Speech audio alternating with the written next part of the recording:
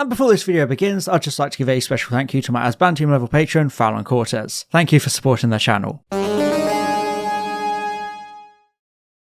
You ever put something down in the wrong place by accident and lose it? You know, your car keys, your wallet, a 5,000-year-old pyramid. Yeah, I really hate it when that happens. And that's exactly what happens in the Doctor Who episode, The Pyramid at the End of the World, where a bunch of creepy monk corpse aliens drop a pyramid in the Middle East and extort the human race with a protection racket. Coming off the back of the incredible Extremis, this episode had a lot to live up to, especially due to the previous one really hyping up the impending danger of these monks and their invasion plan. And sure, it continues a lot of the themes and the exploration of things like free will, but is it actually good? Well, as always, that's what I'm here to find out. So grab your nearest world-ending super bacterium and try not to think about the overwhelming inevitability of your own future death, because it's time to take a deep dive into the Pyramid at the End of the World. Thank you for playing the Big Pyramid game. Bye-bye, see you again next week, hopefully not. Extremis is a fantastic episode. I certainly gushed enough about it in my review. It weaves this excellent story all about our protagonists finding out they're inside an elaborate computer simulation designed to ensure a successful invasion of Earth, and it's just amazing on every level. But the ending establishes it as the opening of a trilogy, since the simulation Doctor is able to email the events of the episode to the real Doctor in order for him to prepare for the arrival of these creepy, powerful monks. It really helped to build this atmosphere of high stakes, and I love how this episode cuts between the recap of Extremis and Bill's proper date with Penny, this time, you know, without the Catholic priest bedroom antics. Although, once again, thanks to the universe itself seemingly really not liking this pairing, their flirting is again interrupted, this time by the armed forces of the UN and the Secretary General. Is it okay if I get an Uber? Yeah, like I said, this is cosmic levels of clam jamming. Just cut your losses at this point, Bill. However, in a weird way, I think the similarity of the dates being interrupted goes beyond a simple joke, because it shows just how accurate the simulation in Extremis was. The monks meticulously recreated the entire planet and all of its history. So the fact that this happens just like it did in the simulation proves the accuracy and the power of the monks' abilities. Although this time around, there is a slight difference. You know, that 5,000-year-old pyramid. I guess the ancient aliens got a bit lost. Yes, the titular pyramid manifests overnight in Doctor Who's fictional Middle Eastern country, Turkmenistan, which previously appeared in the Zygon two-parter of Series 9. Points for continuity at least. As it turns out, the pyramid has decided to plonk itself down right in the middle of a disputed military zone between the world's great superpowers of the US, China and Russia, which is a great usage of the fragile global tension we have lived in for decades. It exists perfectly within the middle of this knife's edge situation, where the slightest provocation might lead to World War III, so it's a fascinating hook for the storyline, although I'll get back to it in a little bit. The pyramid itself is interesting because it's quite symbolic in a way. We see the Egyptian pyramids as an ancient symbol of power and history, because they represent the old and storied ancient Egyptian empire and culture, one of the earliest, most advanced civilizations of its kind. So the monks using an ancient Egyptian pyramid as their base projects a sense of authority and power, since they're here to impose their rule. They're basically already won. The pyramid also gives the monks an almost mythical quality to their arrival. Even though we're no longer in a simulation, the fact that they can just conjure up this authentic ancient pyramid out of nowhere is a stark look at their power and ability to blur the very lines of reality. There's just something so awe-inspiring and deeply unsettling about the pyramid, because its age is authentic, but it's just so impossible. I know I say this all the time, but it's the kind of thing you would see as an SCP, and I absolutely love it for that. Just such a strange and impossible mystery. It's something disguised as a pyramid that just appeared out of thin air.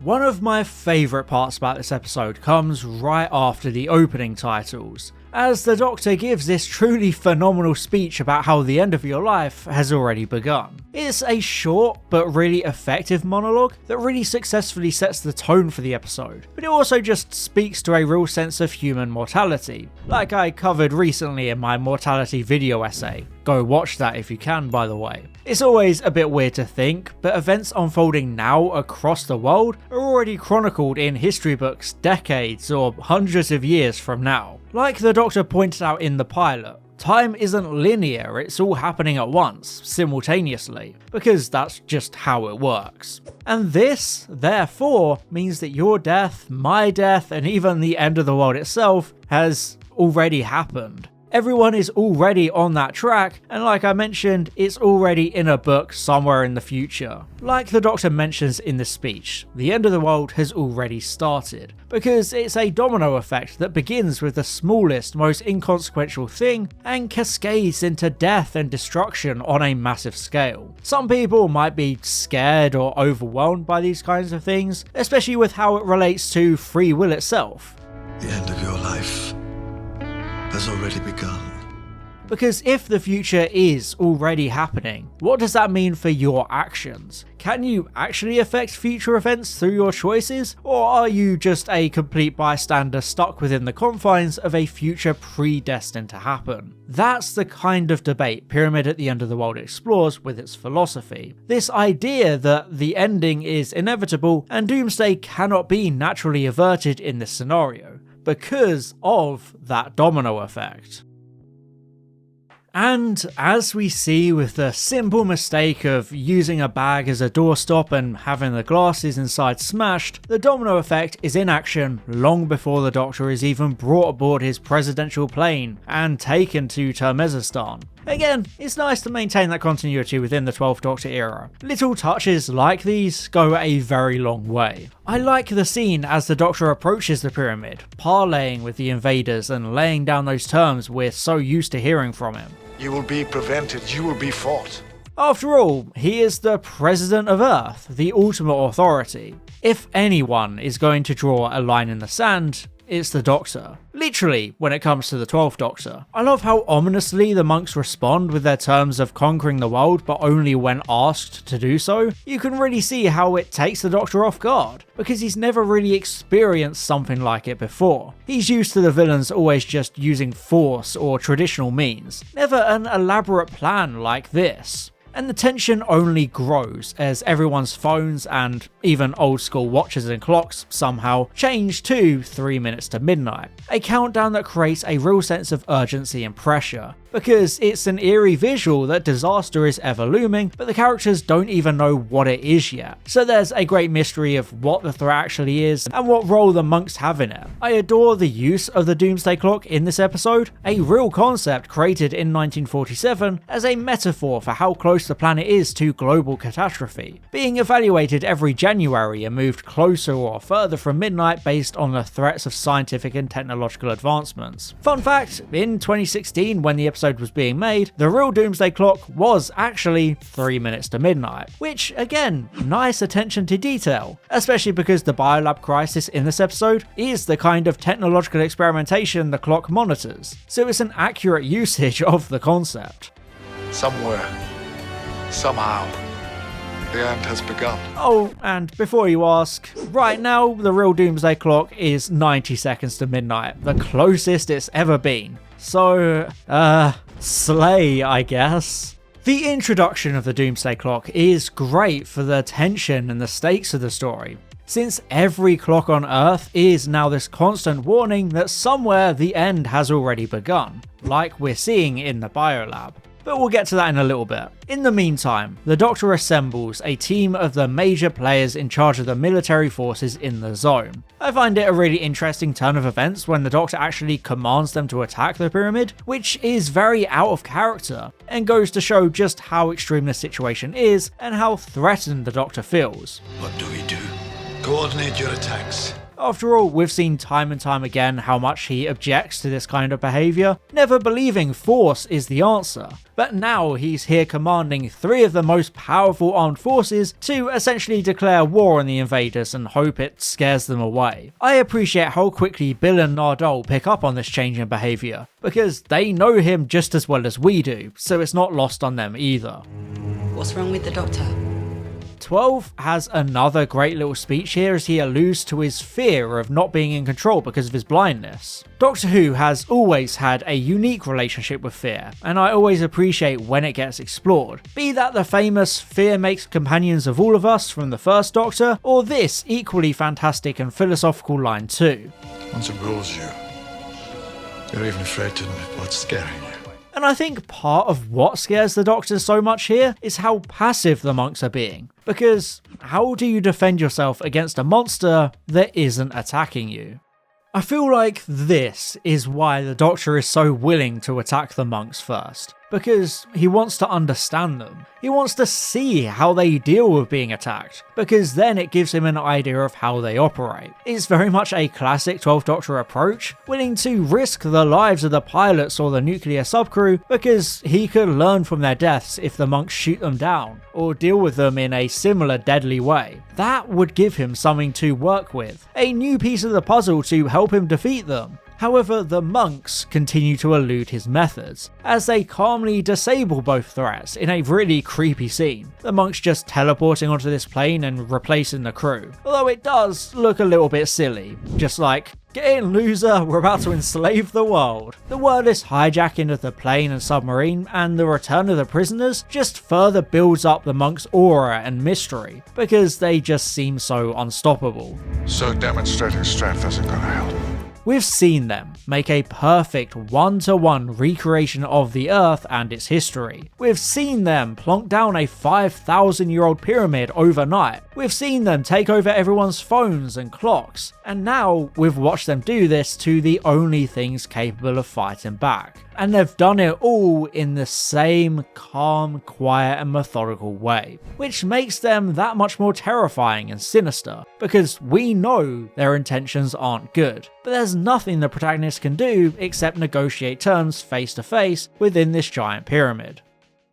I don't like the plodding, meandering pacing of Pyramid at the End of the World, which could have played out in half the time it takes. But I really enjoy the protagonist entering the mysterious pyramid and the visual of the simulation machine from the outside. It looks so strange and otherworldly, these literal strands and threads plotting out every potential catastrophe the human race might encounter. And trust me, if this episode is anything to go by, there are a lot. I also really love the explanation of the monks' corpse-like appearance, because they see humanity as corpses due to the inevitability of our fate. I think it serves as a bit of a parallel to how the Doctor themselves sometimes sees humanity, like Clara pointed out in Hyde.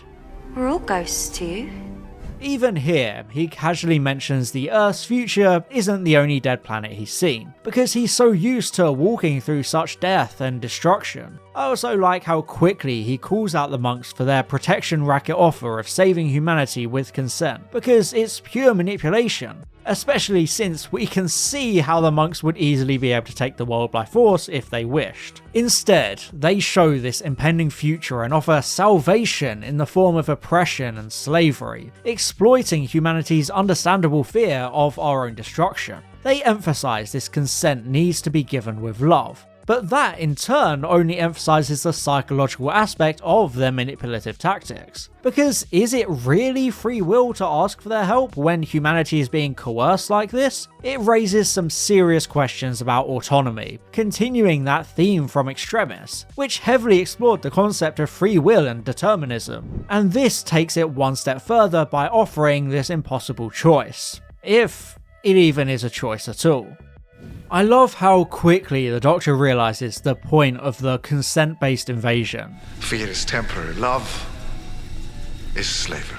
taking the planet by force would only encourage humanity to fight back and resist, eventually winning because empires always fall. But if humanity volunteers itself to be occupied, they're so much easier to be controlled, especially over time as the monks' protection becomes more and more whitewashed and seen as genuine care and love, further discouraging any rebellions because after a few generations, people will forget what freedom felt like. To rule through fear is inefficient. Naturally, as the clocks get closer and closer to midnight, we see the human military figures trying to negotiate with the monks, especially when they realise it's not a crisis triggered by war and they don't have enough time to figure out the truth. It's really frustrating to see them turning their backs on the Doctor, especially because we've built up years of trust with the character, but it's hard to blame the soldiers in this particular situation because they're so scared, and the monks seem to be the only ones able to save humanity. You can do nothing, but we can save you. Save us then. But of course, without the consent being pure and based on love, the monks kill them. I mean, a simple no would suffice. You don't have to turn them into dust like this, man, come on. Again, it brings up so many questions about the nature of free will and coercion, especially since the simulations like Extremis would have allowed the monks to create and refine scenarios where the humans would willingly surrender autonomy and allow them to take over. The monks position themselves as the only viable choice to prevent the apocalypse, even though the Doctor is usually capable of doing it on his own and without expecting any payment. Well, it's been doomed before. Guess what happened? Me. I feel like this is why the monks waited until the Doctor was impaired with his blindness, because otherwise he'd be able to solve the problems within seconds. But without the Doctor, humanity can be easily coerced here. Yes, the monks kill the UN Secretary General for consenting out of fear, and the soldiers for consenting out of strategy. But is any consent given under duress really considered pure? The whole strategy of the monks is a startling perversion of free will, and you end up getting the sense that there never even was another way out, even with the Doctor. Yes, after the great scene of the Doctor narrowing things down and investigating with the help of his team, and also creating the single biggest data leak in human history of untold consequences, probably that would actually destroy the world, he finally locates the true danger, which is a normal biolab in Yorkshire. And funnily enough, thanks to the magic of media, we've been watching the exact events unfold this entire time. Funny that, I can't believe it became so relevant. Jokes aside, I really do appreciate how mundane this lab is, showing just how quickly these things can spiral out of control, since all it took was Erica's glasses breaking and Dan Miller MP having a hangover, leading to this situation because he made a simple typo and it created a deadly pathogen. Hey, at least this time it was just an actual mistake and he wasn't a uni professor having a creepy affair with Lynn from Resolution. This mundane human error and the catastrophic consequences it leads to really does emphasise how seemingly insignificant actions can trigger large-scale disasters, showing the true fragility of human life. I think it's pretty chilling how even the random, apparently unpredictable mistakes and events like these can still be manipulated by the monks to create such a deterministic outcome. Due to the domino effect of this cataclysm, you could even say that the world is perpetually about to end due to these millions of small actions, yet somehow the monks still have the power and the foresight to be able to predict these threats and take advantage of them, which is genuinely terrifying on an existential level, once again indicating the inevitability of our future and how the nature of time casts doubt over people being able to control their fate. The rapidly mutating, lethal bacteria is horrifying, and it destroys in such a visceral way, yet you can trace the events back to those glasses being broken, which is an incredible and daunting piece of causality, perfectly proving the Doctor's intro monologue completely right. Naturally, as soon as the Doctor is able to track down the lab, he breaks in to help Erica stop the contagion before it's too late. I pop it in there. Machine goes ping, lab goes boom, world is saved. I do think the Doctor and Erica work together really well. She quickly gains his respect because she's so smart and on the ball. She's a decent would-be companion. Seriously, what are you doing when this is all over? The tension really starts to ramp up as Nardole gets taken out because of his cheap lungs. The TARDIS can't leave, and the Doomsday Clock keeps ticking closer, leading to a real race against time as the Doctor tries to blow the whole thing up to sterilise the lab, whilst Bill is the last one left in the pyramid and really starting to feel the pressure. Because they're still offering a deal, and I'm the only one left. However, everything seems to go just fine. The Doctor saving the day with a smart last-minute plan as always, with the doomsday clock rapidly receding and everything feeling so triumphant. And if this was any other episode, that would be the end of things, because the Doctor would simply put in the code to get out the door and then escape the blast. Hello, I'm the Doctor, saving the world with my eyes shut. However, this is why it's so smart to have impaired the Doctor at the end of Oxygen, because his blindness significantly dampens his ability and he can't leave, making him feel really desperate and vulnerable as a character. I love how the music changes here, so solemn and foreboding as the reality really begins to set in, showing the Pyrrhic victory of the Doctor now he can't escape and is forced to admit his blindness to Bill. I feel like this scene is similar to a regeneration setup, the Doctor trapped inside with his ticking time bomb with no way out. It's not even anyone's fault, he did everything right, but he's defeated by something so simple and unfortunate as a combination lock he can't see. If this was any other show, this would be a big tragic character death, like you see in things like Lost or Primeval. So the moment works really well, the Doctor facing a mistake he can't fix and a death he has to accept. There's no choice. No one else can help me now.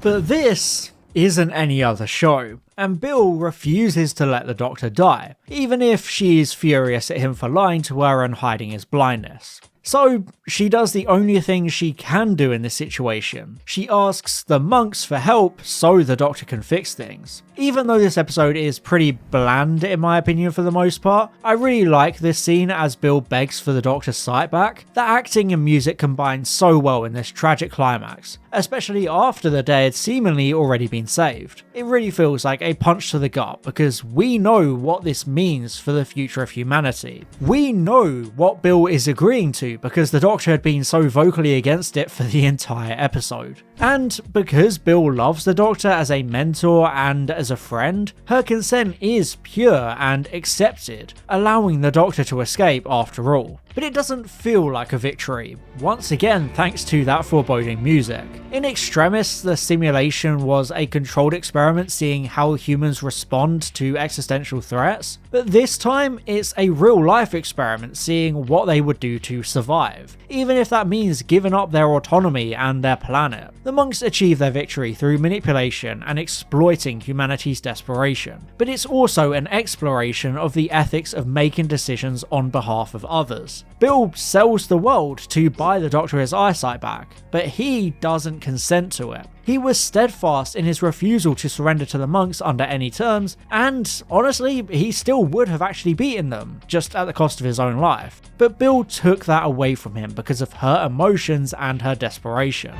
Bill, what have you done? It punctuates the ethical dilemma of the episode. Is the survival of humanity worth giving up its freedom? What does human freedom even mean in this instance? It's a question that actually kind of reminds me a lot of Pink Floyd's Wish You Were Here, specifically the line, "Did you exchange a walk-on part in the war for a lead role in a cage?" Would humanity prefer to be allowed to die free, or is there more hope in living but enduring bleak oppression for eternity? I'll leave that for you to figure out. Bill is forced into a lose-lose situation, and she gives the monks power with the hope that the Doctor can eventually beat them. So it's an act driven by emotion and connection, showing how personal meaning can shape these kinds of decisions, touching upon existentialist themes of creating meaning through choices. And it's a great setup for the next episode, with the monks gaining control over Earth, and Bill having to live with the consequences of her choice in a world alien to her, a world she sold out on her own. I know it's a bit of a cliche comparison, but this episode serves the same kind of role as Empire Strikes Back, with the protagonist only narrowly escaping, beaten, bruised, and divided, with a bittersweet outlook on the days to come. It's a rare instance where the Doctor loses, because the monks finally get to claim Earth just like they had expected to after all their simulations. Even with the warning from the Shadow Doctor, even with the destruction of the bacteria, the monks still win. And it's such a gripping and juicy note to end the episode on, because the situation seems so hopeless, even for the middle of a Doctor Who story arc. And yeah, because these episodes are actually considered standalone, it's not even like it's a cliffhanger of a multi-part story, so it feels incredibly different and a lot bleaker than usual. Enjoy your sight, Doctor. Now see our world.